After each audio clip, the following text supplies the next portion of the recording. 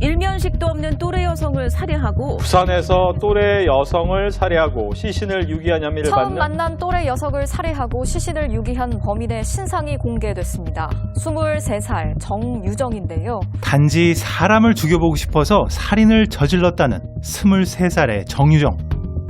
별다른 전과도 특별한 동기도 없이 사람을 죽였다는 그녀의 진술은 온 국민의 공분을 사기에 충분했는데요. 얼마 전 이 사건을 다룬 한 TV 프로그램에서 특이한 대목 하나가 눈에 띄었습니다. 영화 같은 경우는 이제 화차라든지 이런 본인이 관심이 있었던 이제 몇 가지 그런 범죄 관련 영화를 많이 봤던 걸로 보입니다. 그냥 살인과 관련된 어떤 영화가 아니라 콕 집어 제목이 언급된 영화. 그것도 범행 이전에 여러 번 다시 봤다는 영화 화차.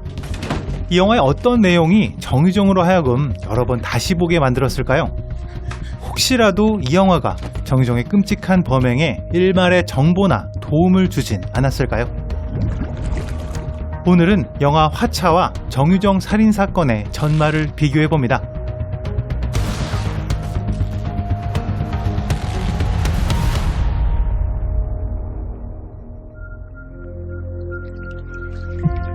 화차는 일본의 소설가 미야베 미유키의 1992년작인 동명의 소설을 원작으로 2012년 변영주 감독이 연출한 추적 스릴러 영화입니다. 제목 화차는 불화의 술의 차, 즉 불타는 수레라는 의미로 불교에서 악인을 지옥으로 데려가는, 중간에는 절대 내릴 수 없다는 불타는 수레를 의미하고 있습니다. 이런 불교적인 의미가 확장되어서 현대 일본에서는 빚에 시달리면서 괴로운 현실을 벗어날 수 없는 상황을 카샤, 화차라고 부르게 되었습니다. 영화 화차는 비오는 날 고속도로를 달리는 한 평범한 커플의 모습으로 시작합니다. 청첩장까지 준비를 모두 마치고 신랑의 부모님께 인사를 드리러 가던 커플은 잠시 휴게소에 정차하게 되는데요. 비 맞지 마. 아이 괜찮아. 비 맞다 온대. 이때 예비 신부 선영에게 전화 한 통이 걸려오고 여보세요? 비오는 고속도로의 휴게소 한복판에서 선영의 모습은 감쪽같이 사라지게 됩니다. 이래놓고 어디 간 거야? 휴게소에서 선영이 받았던 전화는 은행에서 근무하는 신랑 친구의 전화였습니다. 2007년도에 은행권 카드 채무 관계로 개인 파산하신 적이 있다고 자료에 그렇게 나오거든요. 네? 개인 파산을 했던 과거가 결혼식을 앞두고 사라져야 할 만큼 절대 들켜서는 안 되는 치부였을까요? 다니던 직장에서도 선영과 친한 사람은 아무도 없고 영주 씨 말고 다른 분들 중에 혹시 이렇게 선영이랑 좀 친하게 지내신 분 계시나요? 모르겠는데요. 심지어 제출한 이력서의 내용도 모두가 가짜였습니다. 이게 2007년 10월이요. 회사 창립이 2008년도예요.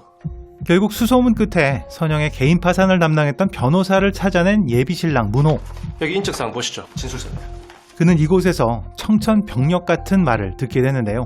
잘못 찾아오신 것 같은데 이 사람 강선영 씨 아닙니다. 처음 보는 얼굴인데요. 예? 주민등록번호는 똑같네요. 근데 도대체 진짜 이 여자는 누구인 걸까요? 그럼 강선영은 누구야?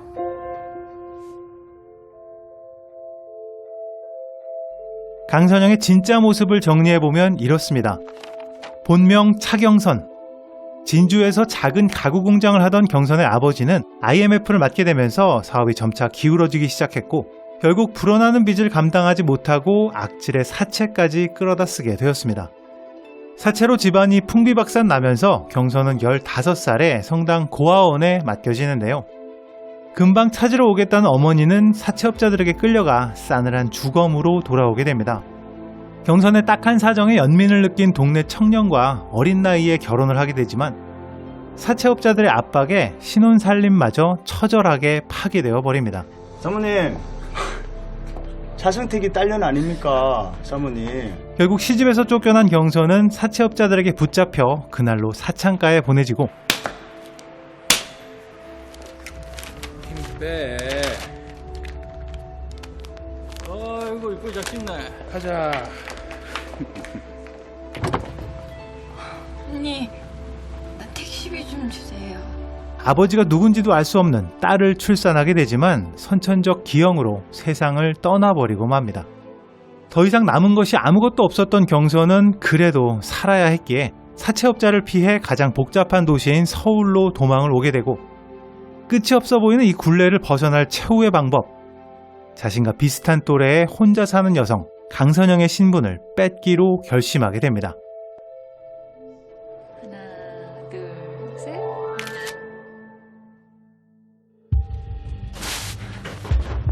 영화 화차에서 등장하는 범죄와 이번 정유정의 살인사건 사이에는 상당히 많은 공통점이 있습니다. 일단 두 사건 모두 오랫동안 준비 과정을 거쳐 철저히 계획된 범행이라는 점, 더불어 살인의 대상이 본인과 비슷한 또래의 여성이었다는 점입니다. 화차의 주인공 차경선은 회사에서 빼돌린 122명의 고객 명단에서 자신과 비슷한 또래의 여성, 특히 부모나 가족 없이 혼자 사는 여성을 대상으로 삼았습니다. 오랜 기간 대상의 주변을 맴돌면서 우편물을 열어보고 생활 패턴을 관찰하는 등 치밀하게 정보를 모았고요. 마지막에는 자연스럽게 접근해서 범행 대상의 친구가 됨으로써 일말의 의심마저 사라지게 했습니다. 정유정 역시 상당 기간 범행을 준비해온 것으로 알려져 있습니다.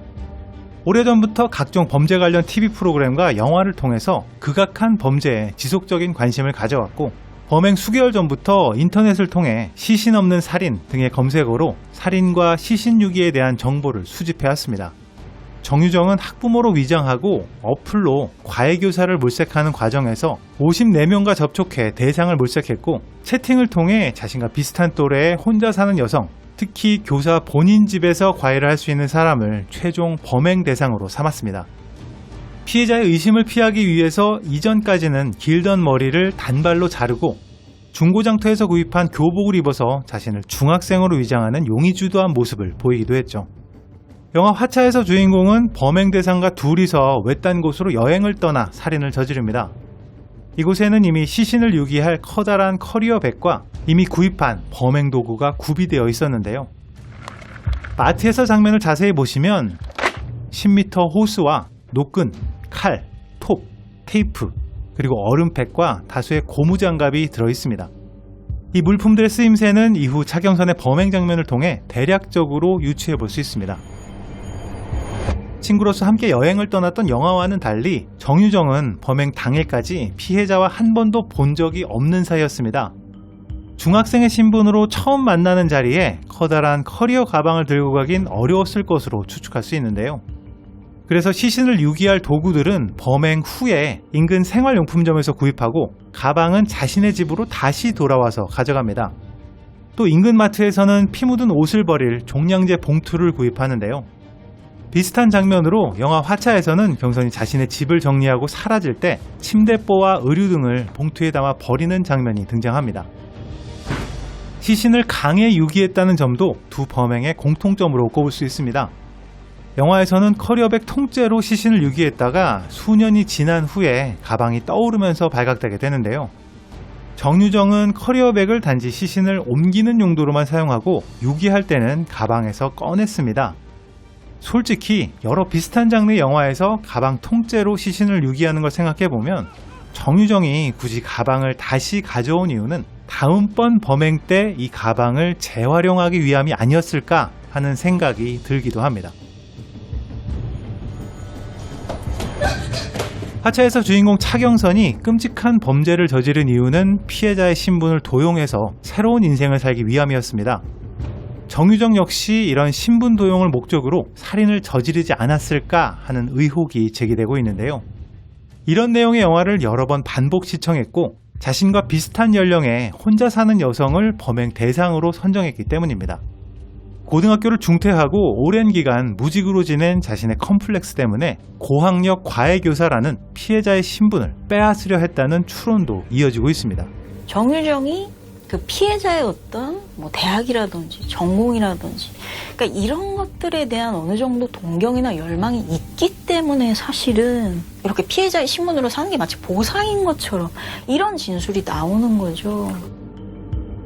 정유정 사건과 영화 화차 간의 여러 공통점에도 불구하고 한 가지 분명한 차이점이 있습니다.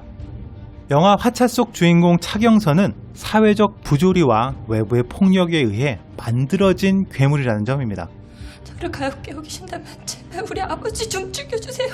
아버지의 빚으로 시작된 고통은 아무 잘못이 없던 경선을 어릴 적부터 옥죄어 오면서 가정의 파괴, 결혼의 파괴, 인신매매와 딸의 죽음까지 스스로는 절대 벗어날 수 없을 것 같은 이 고통의 굴레를 벗어나기 위해서는 자신이 아닌 다른 사람의 신분이 필요했던 거죠. 물론 그 어떠한 이유라도 살인이라는 범죄를 정당화할 수는 없습니다. 하지만 적어도 차경선은 아무런 죄책감 없이 단순한 흥미거리로 살인을 저지르는 괴물은 아닌 것으로 묘사되고 있습니다.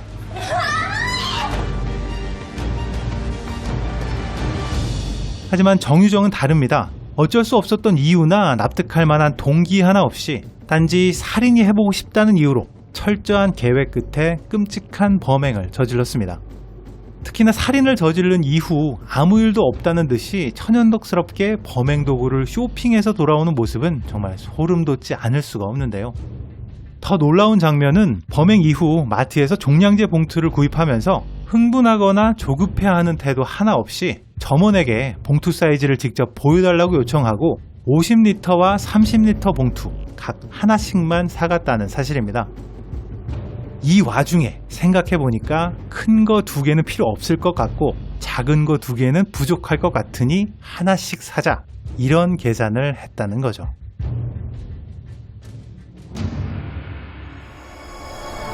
그제 서울 강남 한복판에서 40대 여성이 납치된 뒤 살해되는 사건이 일어났습니다.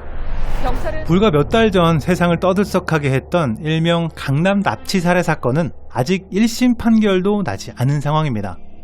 하지만 우리들의 기억 속에서는 이미 오래전 이야기처럼 빠르게 잊혀져 가고 있죠. 정유정 사건 역시 진실이 밝혀지고 최종 판결이 나오기까지 상당한 시간이 걸릴 수밖에 없습니다. 할 말이 없습니다. 죄송합니다. 만약 지금의 관심이 몇 달도 지나지 않아 흐지부지 되어버린다면 이런 끔찍한 사건은 계속 반복될 수도 있습니다. 부디 사건의 화제성에 대한 일시적인 관심이 아닌 범죄의 진실과 정당한 처벌에 대한 관심으로 이어지길 기대하면서 지금까지 빨간도깨비였습니다.